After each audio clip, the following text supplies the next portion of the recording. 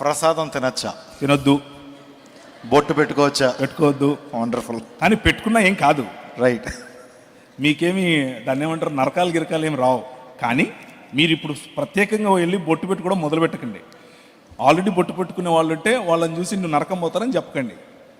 అందరినీ యాక్సెప్ట్ చేయండి, మనుషులుగా ఉందాం. బొట్టు పెట్టుకోవద్దని చెప్పారు కదా, వివాహ సమయంలో ఎందుకు బొట్టు ప్రేమిస్తున్నారు?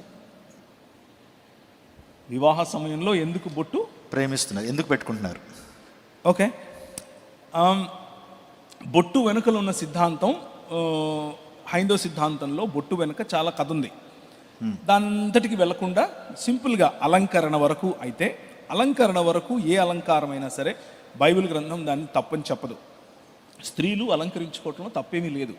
కానీ ఆ అలంకరణ వెనుక ఏదైనా మతపరమైనటువంటి చిహ్నం ఉంటే ఆ అలంకరణ మనల్ని విగ్రహారాధనకు దారితీస్తుంది. కాబట్టి మతపరమైనటువంటి చిహ్నమే ఈ కుంకుమతో పెట్టేటటువంటి బొట్టు. కాబట్టి దానికి దూరంగా క్రైస్తవ సమాజం ఉండడం మంచిది.